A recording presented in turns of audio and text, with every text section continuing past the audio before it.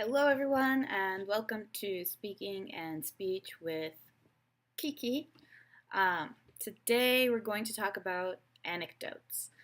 Last class, we talked about visuals. We talked about how using them can organize your information and it can generate interest. Today, we're going to talk about anecdotes, which is an anecdote is a short personal story that's supposed to get a message to the listener. If you are in business, you should you should learn how to tell an anecdote because it's a great way to personalize your presentation. A presentation is a story, it has a beginning, a middle, and an end, it has a reason for being there. You don't just go up on a stage to say nothing. You go on the stage to get information across to your audience. And being able to tell a personal story is a great way to get that information across to the audience. The audience is sitting there going, why should I care about what you're saying? I mean, they're there because they have to be there, or their boss told them to be there, or they're curious, or they're interested. But in general, we're all sitting there thinking to ourselves, why should I be paying attention to what you're saying? I'm a busy person, I've got things to do. So the same thing is true for anyone telling a story. We have to have a reason for telling it, and we have to have this idea in our mind that our story has a purpose. Okay. When you are telling an anecdote, you're in a conversation with someone or it's part of your presentation and you're trying to give a message that's personalized to you or to somebody you know. Anecdotes are not told about famous people or people you're not connected to. You have to have a personal connection to be able to tell this anecdote. Otherwise, it's a story, or it's fiction, or it's a story you made up, like, whatever, or a story you heard somewhere. But an anecdote has to be personal. Okay, so my personal experience. And an anecdote is not interesting if it has everything to do with your very fast car and how great your life is. An anecdote is interesting to people when it's about struggle, right? There was a conflict, there was a challenge you had to overcome because we all struggle and we all have challenges. We're all interested in learning about how to overcome those things. Think about the TED Talks. TED Talks have thousands and thousands of people standing up there and telling their experience. It can be a success story, but it always gives the detail of how the struggle and the journey was to get to that point. Okay. And your anecdote has to have a clear ending. So it can't just go on and on forever. Let me give you a visual of all of that. There it is. Why should the listener care?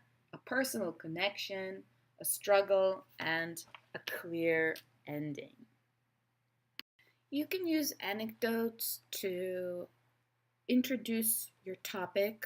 For example, if you tell a story about how you woke up one day and found yourself with zero money in your bank account, it's a great introduction to a presentation about how we need to save money at our company. You can use introduction or anecdotes to really at any time. If you get very good at telling anecdotes, they can be very funny, they can be very moving, and they can be just like a story. The difference between an anecdote and a story is that an anecdote happened, and it happened usually to you. And a story is more elaborate and flowery, if you can understand what I mean by that. I don't really want to tell an anecdote.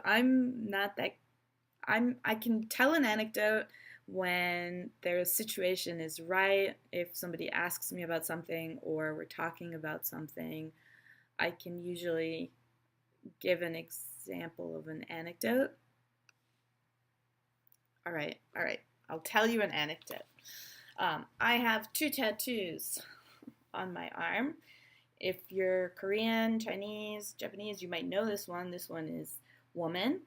And the other one you may not be able to recognize. Uh, when I was young and foolish and tattooing things onto my body, I was very interested in language. I've always been interested in language, and I was reading a book about the way that language evolved. And the beginning chapters were about Chinese characters and how the characters used to look more like the thing that they represented. So the the woman image looked like a woman. You can arms and legs and a head, and over time they were simplified or complicated and have changed. The This image on this arm, which you may not know what it is the word they showed in the book for weeping, which crying, which over time has since changed and been simplified in Chinese to a different character.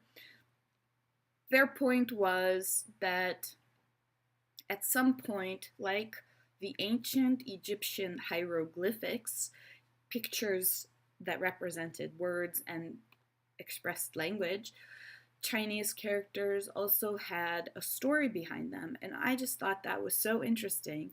And I went so far as to tattoo those images onto my body. And when people ask me about it, I can tell them, it says weeping woman, but they think that's very sad to tattoo on someone's body.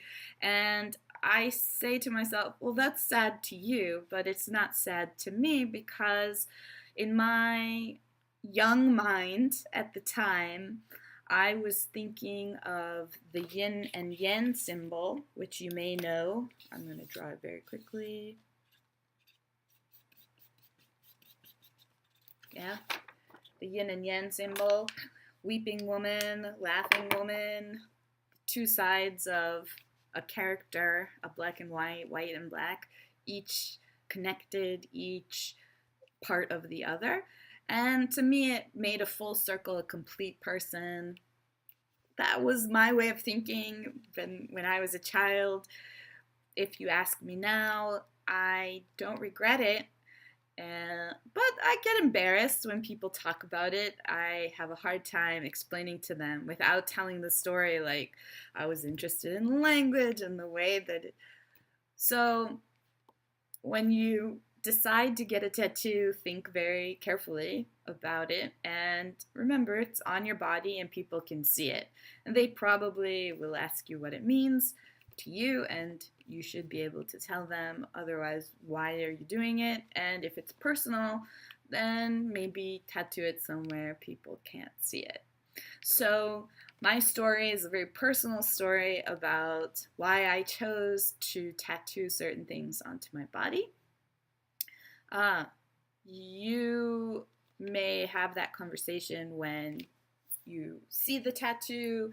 I've tried to explain my position to different people when they tried to guess what it means, the character, and there's a big joke about young people getting Asian writing, Chinese characters written on their body. They think mean one thing and it ends up meaning something else. And the book I was reading was an academic book, but it could be wrong and that character could mean something else. I'm choosing to believe that the book was right. But of course, I was young and foolish. I was 19. It's young and foolish, I think. So that would be my anecdote for the reason I got this tattoo and what it means to me and how people have responded to it. So just bring that, I wouldn't just tell that story for no reason. I would only really tell that story to someone I thought was actually interested. A lot of people ask about it, but I don't always tell that story because I don't think people really care. They just, oh, they see something, oh, that's interesting. Oh, they see something else, that's interesting. Their life continues. If you have a personal relationship with me, then and you ask me or I see you looking at it, then I would probably explain my youthful folly. At the time, I felt like I was being very dedicated to the search for meaning, and not just the search for meaning, but how language means, the way it's able to communicate information from one person to another. I've always thought that that was fascinating. Even when I was studying in school, that was what I was studying. I was studying how language means, how stories give more than themselves when you read them. You don't just read a story, oh, boy meets girl, boy falls for girl, girl rejects boy, finish, the story is over. Just like movies that move people, I've always found language to be able to do more than just give you information. The reason to learn how to do this and practice doing this is because a story, a personal story, a struggle, a decision, things that impact your life. So those are the things that change the way you speak from not confident and non-native to a much higher level.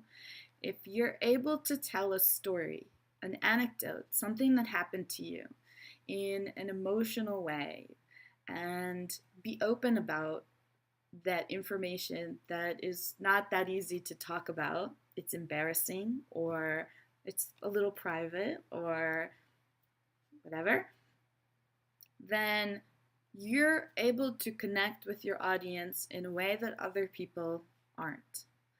And I want you to consider that benefit.